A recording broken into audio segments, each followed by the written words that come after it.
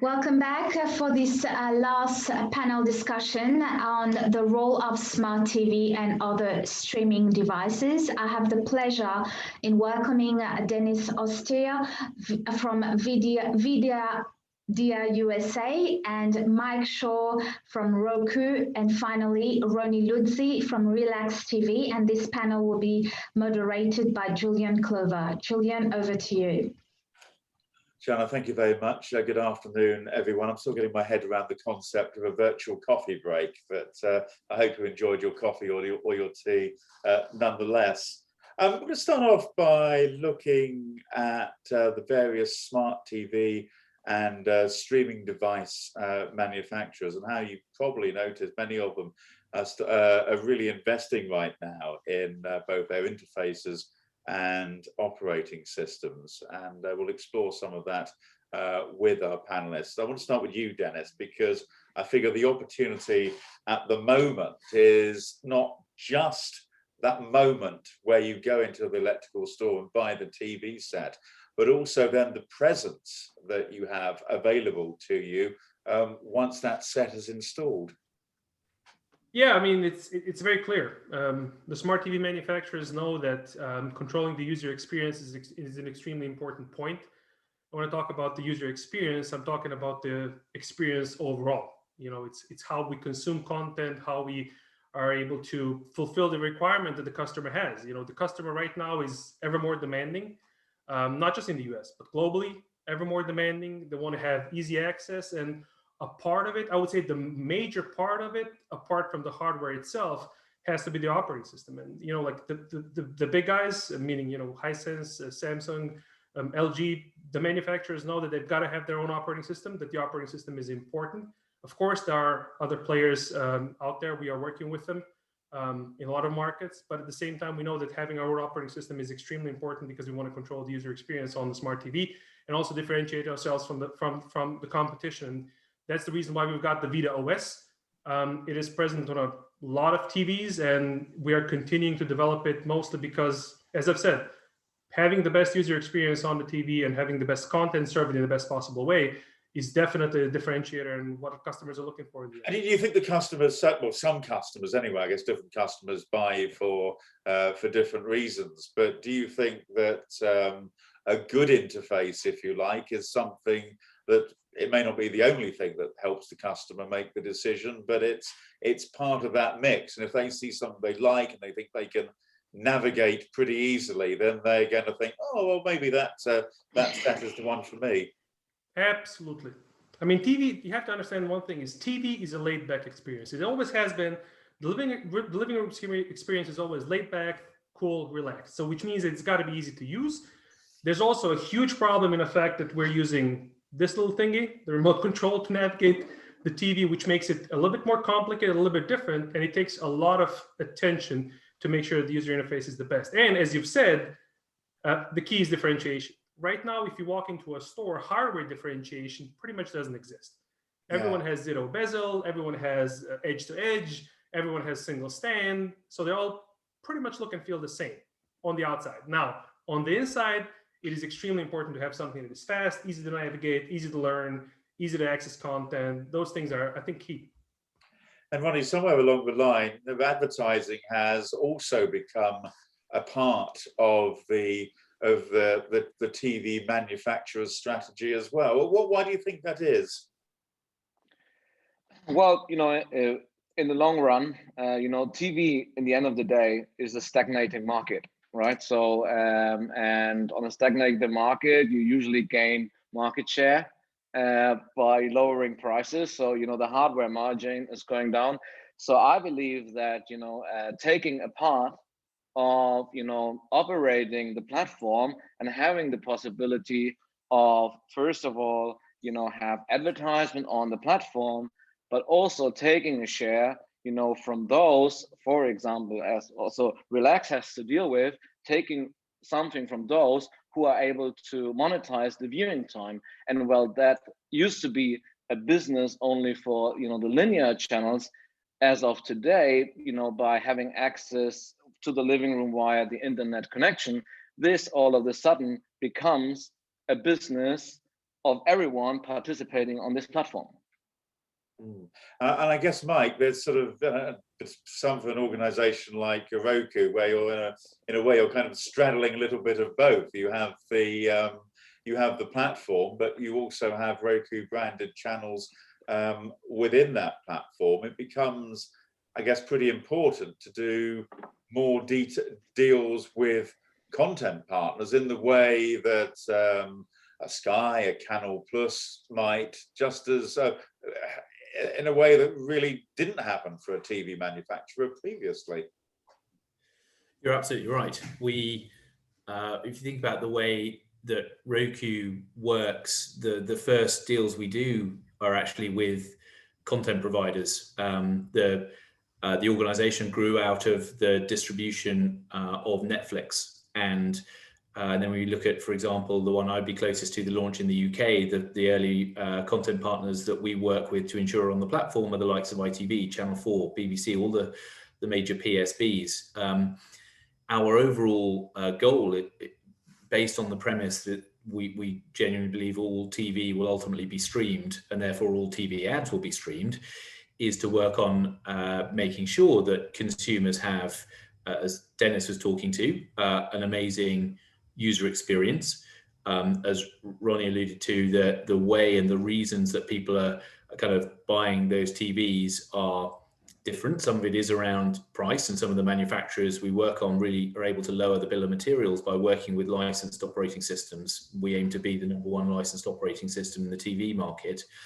And on top of that, once people are then using the device, to ensure that they have access to great content. And in addition to the content partners we have, making sure that there's a free, rather than the subscription model, supported service through advertising, the Roku channel, as well as the various fair value exchange deals we've done with those content partners around either revenue splits or inventory splits on that advertising. So it is, we do sit in both of those camps, but ultimately with this great consumer experience in mind. Yeah, it's interesting because you can understand it from Roku's point of view, because effectively a new player on the market, or relatively speaking anyway.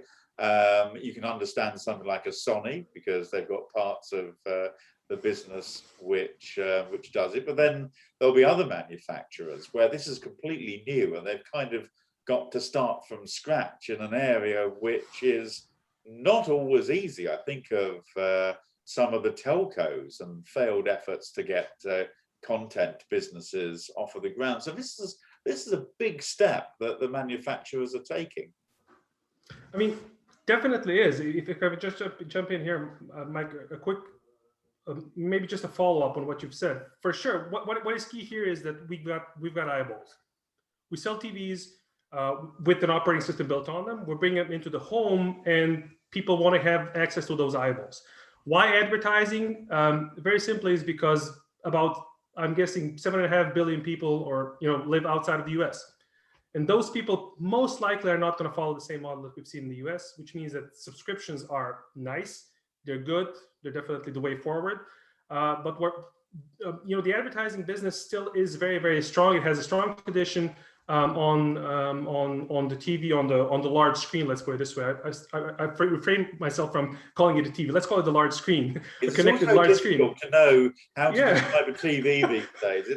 It's like set-top boxes, which won't fit on the top of the sets anymore. So what I'm saying is they both, people are used to advertising on a TV. What we can bring is a different way of serving those ads, a different way of providing those ads, targeting them differently. And as I've said, most of the world doesn't have the luxury of, when they cut the cord, of saving $150 like people do in the US. They can afford $10 for this service, $10 for that service, $10 for that service. The rest of the world is not in that position. I think the ad model is going to continue going strong in a lot of those. And we need to help our content partners establish a credible model and a functioning model, and at the same time a functioning technology to allow them to monetize properly on those devices. So we are sort of in the middle as a TV manufacturers, and also a software platform on those TV. We enable our partners to serve the best possible ads, so people can consume content advertising supported, because that's the way the TV has always worked. I want to come on and talk specifically about the AVOD channels in a moment, but you raise an interesting point there, Dennis. I'm imagining as part of these new services which are coming forward, there's going to be some very small channels who barely know how to sell advertising themselves. I'm thinking about very niche sports or hobbies, pastimes, that kind of channel, rather than some of the movie ones, which are also out there, as we know. But you know, do you think it's a potential role for TV manufacturers with these operating systems to be able to help support these channels by doing some sort of ad share agreement? Absolutely. With us, everything's open. I mean, we know that niche channels are a thing. We know that they're important, and I think Mike can maybe bring in even more information on that. I mean, for us, we provide this functionality on the platforms. I mean, even if someone wants to stream like third or kids soccer league in Israel or Italian kids basketball, and they want to do a streaming channel for it, I know there's a demand for it. It's not huge, but there isn't anyone that is going to be able to give them, a technology solution that is going to be cheap enough for them for it to make sense. If we as a platform can enable something like that and use our technology and leverage our knowledge and technology and capabilities to insert ads and get them a chance to make a little bit of money on it, why not? Ronnie, I see you have your hand up there. Shall I come to you? Yeah, so I would like to say something. As you know, we are operating a platform, and we are also now, operating Relax. And I have to say, I have a totally different view on that. If, the platform should, also offer that advertising business to the services, because I think, it's never good, if the platform itself, is operating too many services. It's like, they can somehow, if they just catch it all. And at the moment with Relax, we are in discussions with many platforms, especially, about their business models. And, we often get, that the approach of, okay, you can do whatever we want, but we want to have a 30% inventory split. And, we do whatever we do, and, you have your 70% and you can do whatever you want. The issue here is that, those platforms leave us as, the provider of the whole service with 100% of the cost, but want to take straight away 30% of our revenue potential. And I think, from my understanding, that's not a fair deal. And especially the smaller ones, which, are not able to provide or not able to develop a internal ad selling systems and a team and stuff like that.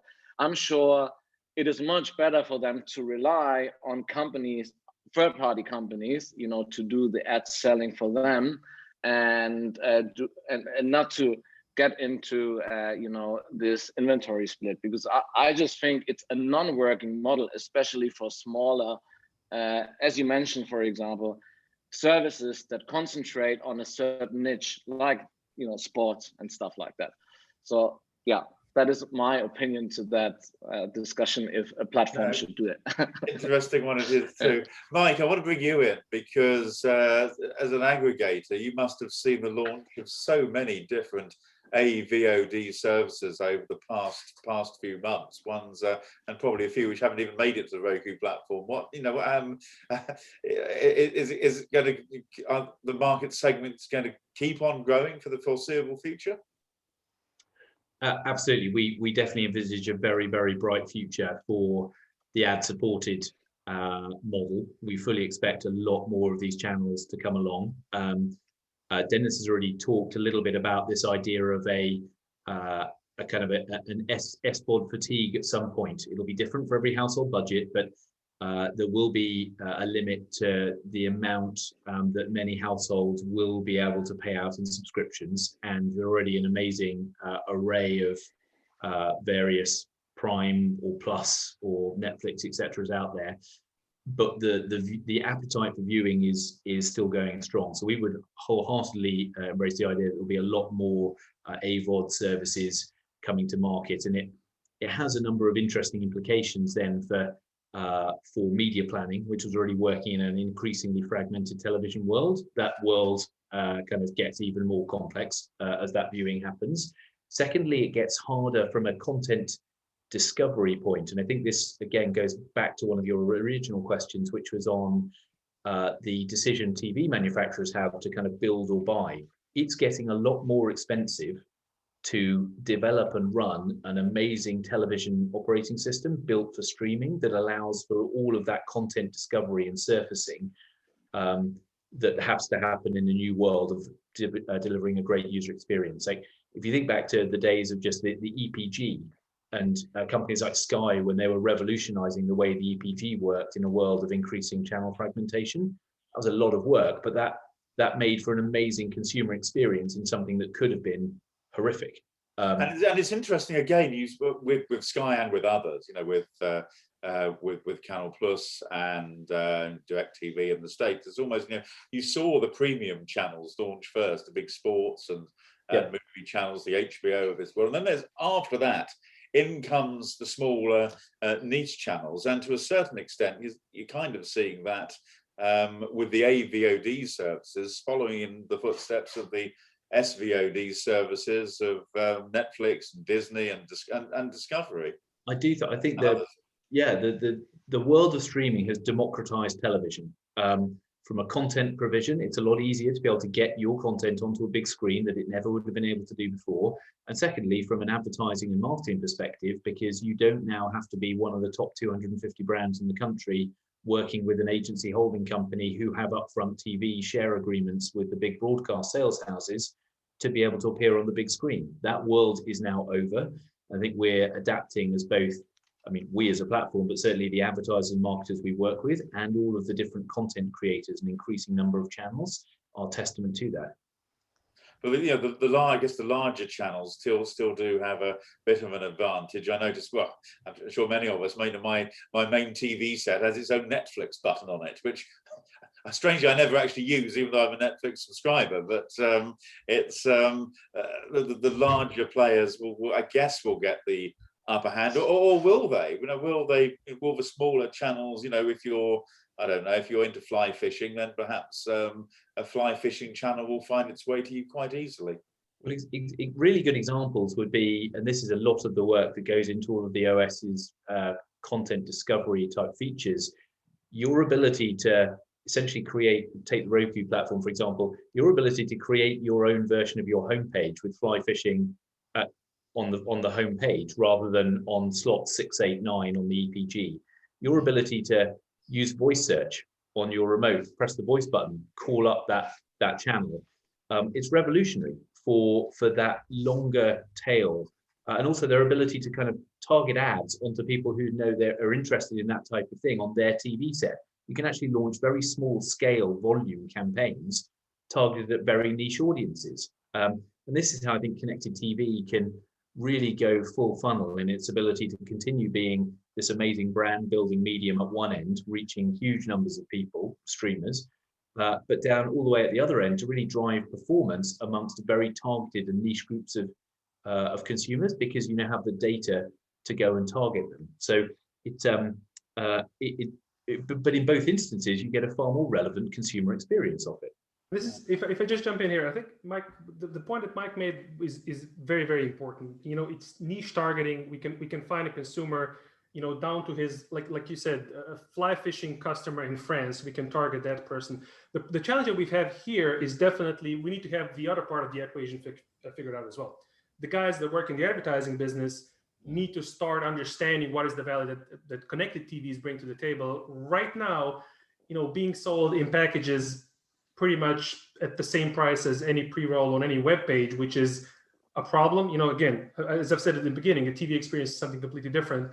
Watching a TV ad, 100% attention on a 65-inch screen, costing the same, or you know, as something that is targeted on a computer. So you're saying it's pretty much undervalued right now, the amount that people are paying. I'm certain it's definitely which I'm assuming explains why I get so many gambling advertisements when I'm watching a VOD services, because that's the sort of thing that you see at 2 o'clock in the morning rather than at prime time as a rule. Those guys, one thing is that those guys definitely know how to get their, you know, their money's worth. That's probably the reason why they might be targeting you know, CTV. We're doing different deals. Some of them is done programmatic. the way that you're saying you're getting the gambling ads. We also do some direct deals in specific territories. We do those as well. But one of the things I would just like to get back to, Julian, that you've explained is we need to understand one thing is, of course, we've got the big players. You've got your Netflixes with the buttons and YouTubes with the button and so on. But let's be honest, 80% of viewership is local. We have to understand that in the US, why we're talking about, the big guys having that big of a market share is mostly because they represent the local content. In the US, those guys are local. Outside of the US, I'm sorry, in Italy, Rai and Mediaset, they're the big guys. In France, you go to the UK, Freeview represents probably about 80%, 90% of viewership. They might not be as developed in OTT, but local is key. We've coined the term called glocal. It's got to be a combination of both global players and most important local. And just to end it off, you talked about the Netflix button. What we've done is in every single territory that we launch right now in Europe, you can get 7 different remote controls when you buy a Hisense Vita device. In Italy, you're going to get Rai and you're going to get TimVision and you're going to get Mediaset Play.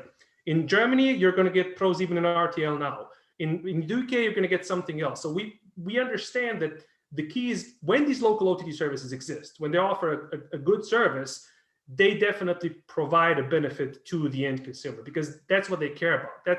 That's why the user interface, like Mike said, not only is important to have it localized for the consumer, but you have it done for the market as well. The UI in France has to be different than the UI in the UK, and it has to be different to the one in Russia and South Africa. Localization is key, and understanding what the market needs are as well. Yeah, it's interesting. It sort of moves afoot, I think, in the UK to make sure that the public service broadcasters get a slot on the grid, the mosaic, whatever you want to call it, above some of the international players. And Ronnie, I want to ask you about your experience of launching an AVOD platform yourself after 10 years of being in the smart TV industry. But do you have another point you want to make first? Yeah, I think actually Dennis talked a lot about localization, so I can also go on with the next step. Okay, well, look, so then tell me about, because you've been in the smart TV business for sort of 10 years or so, and then launching your own AVOD platform. What brought you to that? Well, yeah, so we were really early adapters. I think we came to the market with this smart TV idea at the same time Philips did, maybe in 2009, 2010. And so in the beginning, we always thought, there is going to be a lot of traffic on the platform, which you can monetize. But then realizing if you do a great platform, the user will immediately end up in the service he's been looking for.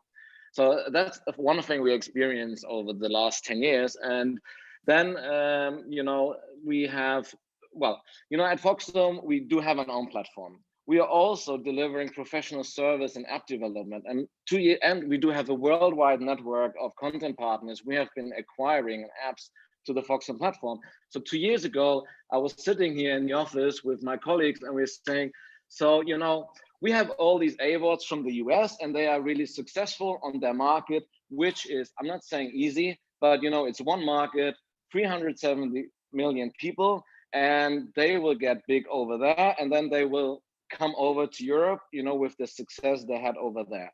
And just for one time, we said, we want to try it differently because we do have app development experts who can develop apps for every device in the world. We do have a good relation to content partner and we have our own platform to start from.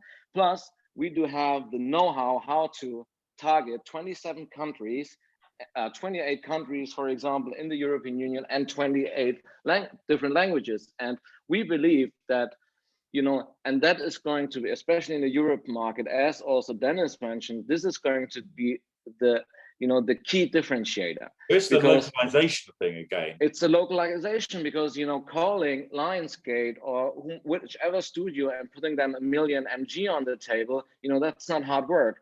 But understanding the flavor of, and the interests of every single household, what are they locally watching? So as Dennis already said, in Slovenia, they are watching this and that. And, we have similar interests and they're even watching 20-year-old dog shows from Germany. So, you know, the market is totally different, and that is what we are trying to concentrating on as Relax, and trying to differentiate ourselves by being independent as a platform and being independent from you know, manufacturers and media as an AVOD service.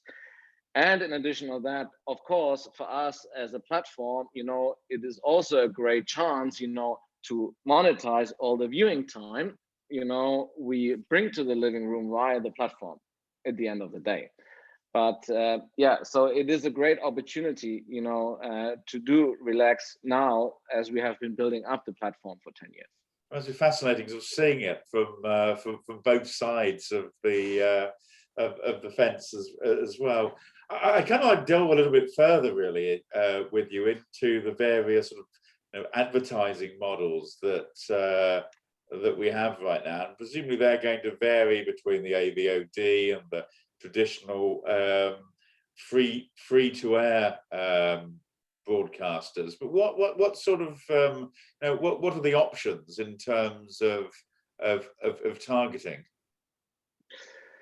Yeah, so as you know, we started off in the EU, and we do have GDPR, and so, you know, therefore we are really limited, you know, to, and that would be the beauty, you know, of having an AVOD, that you could, you know, really target the user, and that you could really serve him advertisement which you know, which would interest him. Because if you know that, you know, someone's like 35, a male, you know, he might not be so interested in a shampoo as he is on the latest Porsche advertisement. So unfortunately, you know, if we do not have the user's consent, you know, to do this targeting, which is as also not really solved for CTVs, you know, how to do this consent. I mean, there is some tries, but it's not 100% solved. And do you think this is the disadvantage of the viewer ultimately? You know, we're always being told that the viewer, oh, if the viewer sees advertising that they want to watch, then they'll be happy and they'll watch it. They have to watch it anyway, because, you know, they have to watch it. That, you know, providers like us can provide a service. The alternative is that they pay a subscription fee. And I believe that, especially as Dennis mentioned, you know, the European customers, for example, or let's say most of the customers outside the US, they are not used to $200 cable fees. They are used to, you know, have almost for free television, and in return they watch advertisement. And if I have to watch advertisement, I prefer a Porsche advertisement over a shampoo advertisement. I think, Julian, if I can just say one thing. I think what is key here, we have to make sure that the customer understands there's a benefit to it. Very simple. If we are able to show him that the reason why he's seeing the ads is there's some benefit to him, that he can get access to content, I don't think they're going to mind. Whenever we talk about targeting, people are especially in Europe, people are extremely concerned when it comes to data privacy. That's the reason why we got GDPR. Then that's the reason why we got all sorts of neutrality rules that apply here. It makes the business much harder for us. Absolutely it does, but it doesn't mean that we're not complying to it. Absolutely, we are 100% compliant to it.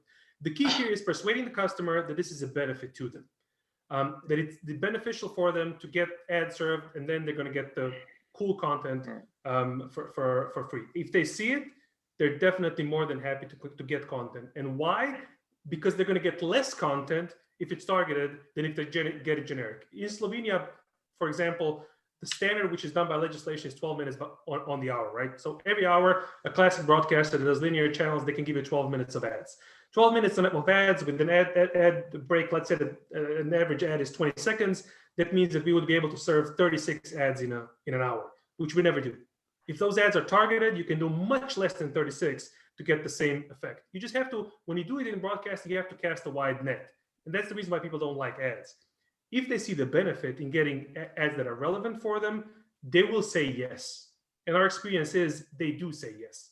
They don't say no just because, you know, it's a no. If they see a benefit to it, I think Mike can definitely confirm that, but you've got the experience from the US.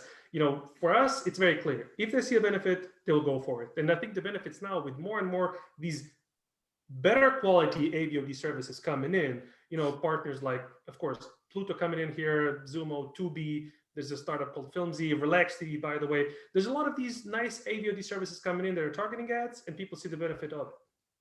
I guess, Mike, like me, you're probably used to 8 or 9 minutes of advertising an hour. If a broadcaster goes above that, there's at least one article in the Daily Mail all about it. But in terms of what the Roku platform can offer advertisers, how much of a sort of targeting options can you provide for them? I think there's a huge range of targeting options, from the conventional things that television buyers would have been used to, of let's just take some very kind of basic age, gender defined audiences, to more of the things that some of the digital buyers, which alludes back to some of the points Dennis was talking about, some of the pricing aspects, that the digital buyers are used to buying kind of short form digital video. They don't pay premium TV rates. They're also used to having a myriad of targeting options based on standard third-party data sets, their own identifiers, maybe first-party data from the broadcaster or publisher. We're in a very interesting time now with the demise of things like cookie and mobile identifiers can you call this the traditional digital world? But TV's grown up and become the single best branding medium of all time without ever having a cookie involved in it. So actually this sort of changing world of looking at the way that targeting works, to my mind, is going to benefit everything that's happening on the big screen. I think to your question of the targeting options available, one of the interesting things that we're going to see in future, I think, is the difference between the people who have first party data, which Roku does on its registered users, and the people who don't. I think that first party data is going to become increasingly more valuable across all walks of life: broadcasting, publishing, websites, etc. TV is absolutely no different. And it's interesting because you mentioned that the building up of data. It's something which Roku has done in the UK. Channel 4, I'm sure you'll be familiar with, and of course the Sky platform as well. Add to that, the BBC always checks that I have a TV license before I use the iPlayer, and all of this information is useful to both broadcasters, so they know exactly who is watching their shows and for how long, and for the advertisers too. Completely. And I mean, Planet V from ITV going in there as well. They're turning the ITV hub data into a tradable entity, and we'll see how that fares now that that's launched. It's just testament to the power of the first party data that's out there, and there's so many more angles now to be able to target on. Back to your original question, it's not just about that content. You're not just going on the fact it's line of duty anymore. You can actually go and build audiences that might be the type of people that you'd have charged a great CPM for on line of duty, but you can now go and charge it on a bunch of other things. They're watching other stuff that you wouldn't normally have charged that premium rate for, but it's a very valuable audience. So it gives broadcasters, platforms, that the TV world in general, a lot more opportunity to go and get that fair value exchange for those audiences. I think if I could just for international viewers, I have to let them know that Line of Duty is the BBC last Sunday night's episode most successful BBC drama show in about 10 years, proving that beating an episode of Doctor Who, and proving that linear television can still absolutely do it. I think, Julian, you should call it quality television instead of linear. Possibly. Ronnie, can I bring you in at this point? You wanted to say something, I think. Yeah, I just wanted to add to Mike that it's not only, so we are always talking about personalizing the advertisement, but as I already said, especially on CTVs with the consent, it is not so easy at the moment. But still, I think there is a huge value on the advertisement we can serve, because maybe at the moment it's hard for us to target the advertisement but for example, if we have a user that somehow if we personalize the program he's watching, you can also personalize the advertisements he is looking at by knowing what he is watching, right? So it is not necessary that's the best case to do the targeted advertisement, but you can also personalize his viewing and therefore personalize his advertisement. And already that, to my understanding, has a much higher value to an advertiser of what broadcasting can do today, and that, you know, in linear of whom they are knowing they are serving to. Because So I guess it's in that also sense, it's also beyond that. It's not just knowing your audience. It's also being able to engage with them in some way, exactly. be it that the content you're Yeah. showing, or maybe going a little bit deeper. Or even Mike, I think Roku, for example, you've done some things in terms of so-called engageable ads. I don't know if there's a better title than that. Yeah, that's a really good lead into just this idea of the creative canvas that CTV can be, that the traditional TV ad formats were never able to be. And I think it gives, again, another argument for TV to be this full funnel advertising medium that can drive down into some of the performance type aspects that typically kind of had to work on digital, because if you wanted a response, if you wanted that immediate feedback mechanism, it just couldn't happen on the big screen.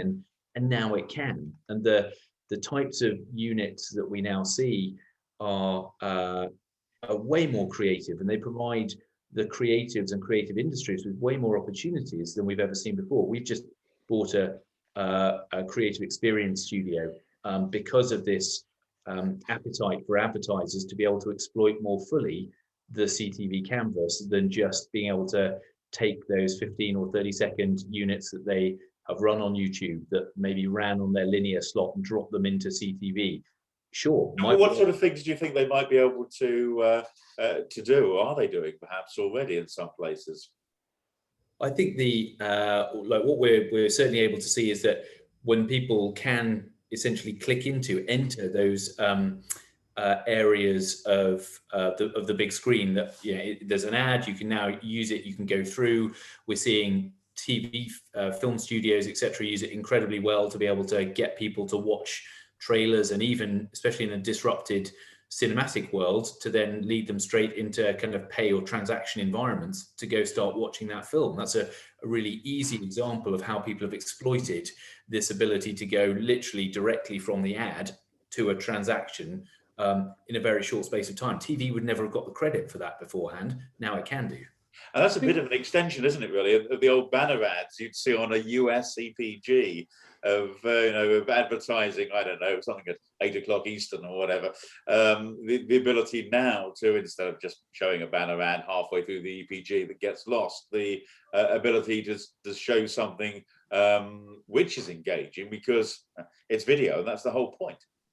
Completely. And it's part of the when we look at this smarter ways of delivering advertising, it's part of the reason we bought the advanced video advertising unit from Nielsen that completed earlier this month. It comes with it the ACR, automated content recognition technology, but also digital ad insertion. And what that allows us to do is a lot more work around making sure the right type of creative is going to the right audience, irrespective of whether they are working in a kind of the newer AVOD apps or more linear style environments, just being delivered over streaming. And I think we'll see a lot more of that because this TV advertising is so effective. An opportune moment, actually, to bring in a question for you quickly, Mike. I'll come to you, Dennis, in a moment. But Mike, a question: when is, you've drifted into this a little bit, when is Roku planning to launch the Nielsen framework for DAI? Can you shed a bit of light on that? I wish I could. Far cleverer people than me are working that out right now. I think it's testament to the speed at which this industry works that that we'd have all of those answers in the very short time since the deal completed. But suffices to say, there's a huge effort behind the incorporation of that into the ad stack, especially with the US upfronts are kind of in the midst of happening very, very shortly. So yeah, watch this space. More news to come, but it won't be very long. Right. Okay. We'll keep an eye out for that one. Dennis, there must be opportunities, I would have thought, for further integration of services onto our TV screens. Absolutely, and we're experimenting with those already. I think key is, it's very simple. The first step is shoppable content, for example. Second step is selling everything. I think a TV has a perfect opportunity to become a consumption hub. And when I talk about consumption, I'm not talking only about consuming of video content, but consumption overall. Our owners, Hisense, that we've got a very rich experience of that in China.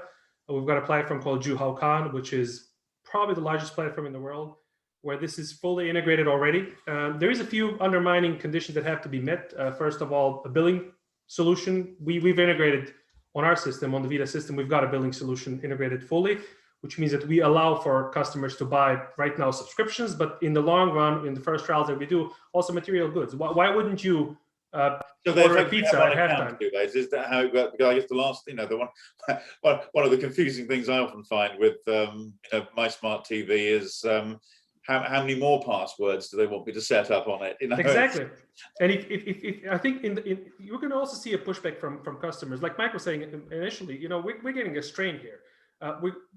Right now, we want simple ease of use. It shouldn't be 10,000 passwords, 4,000 logins. So that's the reason why we integrated a billing platform. So a billing platform allows you to buy a subscription from us, but in the next time also, in the short run, also buy you a pizza at halftime during tonight's football game, which I hope everyone's going to be watching, and go Chelsea.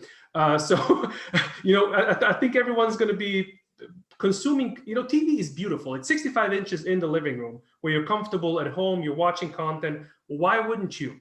Why wouldn't you, when you watch a nice recipe on the TV, click a button and order those goods delivered to your home the next day, so you can do it, so you can do it. And also, very important, I think we need to expand beyond the TV. TV is nice, but now think about it, connected devices. Think about a connected fridge. Think about a connected home security system. Well, not the connected fridge again. We had that. This is one of these things which comes around every so often. Julian, I think the problem is when we're talking about connected fridge, everyone's talking about a fridge that has an iPad on it. I don't care about that. When I think about a connected fridge, I'm thinking about something knowing what is inside of the fridge, knowing if I'm able to fulfill my recipe that I'm watching on my YouTube channel or somewhere else. That's a connected TV, that's a connected fridge that I'm thinking of. But think of other stuff that you could control, maintain, and just enjoy on this beautiful 65-inch glass screen in your living room. It's just the opportunities are immense, and with the integration of more and more tech, ad, billing, direct purchasing options, connectivity to other devices, it opens up tremendously, and we go from purely advertising towards providing leads, and that's where the biggest change is going to happen. Ronnie, what do you think the opportunities for e-commerce are within the TV? Are we going to get beyond, just as Dennis was alluding to there, get beyond just sitting down and watching our favorite show? I must say, so we have been also doing some tests in the last few years, and I think you can do some things on the TV, but all is IoT and home automation, and I can narrow it down like that. And Mike and Dennis both said it during the meeting. They said watching TV, that is about relaxing, and relaxing. That is why we have an AVOD service called Relax TV, and all of that has nothing to do with shopping, using your fridge, using a security camera. It's about leaning back and enjoying your movie. That's my opinion. And I'm looking at the biggest e-commerce company in the world, which is Amazon, with its own platform. And even they, I must admit, they have everything perfectly integrated. They just also make really, really small steps into that direction. And that's, for me personally, I do not see that as a big thing, as the TV, from my understanding, is a video consumption vehicle. You want to put a bet on it? No, yeah. Why not? I'm just trying to remember. I'm not saying it's not coming. Like just a barge going down the river and called it slow TV. I think it was. I think it was the migration of the moose. I think it was, right. Possibly. I was just trying to remember. Are there, other than sort of everything going far too fast? Are there other limitations around us? Mike, well, is the, for example, what we can do, does the basic remote control prevent us from going any further? Do we have to start using our smartphones to work the TV sets with? I think I think we'll end up in a world where people will migrate to the smartest way of navigating possible, and that's probably more like voice than it is remote controls in due course. But we humans are ingrained in the way we have worked for ages. So until everybody's used to talking to Alexa in their front room, they won't be used to talking to their TVs. But I would expect us to see a lot more voice, etc., in future. I think the limitations on then the monetization, because that will be a natural limitation on just how all of this works, because it has to be able to fund itself. And so for me, the focusing on the advertising area, the interesting limitation is around the extent to which this idea of traditional TV buying moves into streaming at the pace it needs to versus the pace it is doing right now, because there is a significant gap between the eyeballs and attention that live in streaming versus the eyeballs and attention that live in linear broadcasting. And there's very interesting stuff from Barb, the UK broadcast, or the UK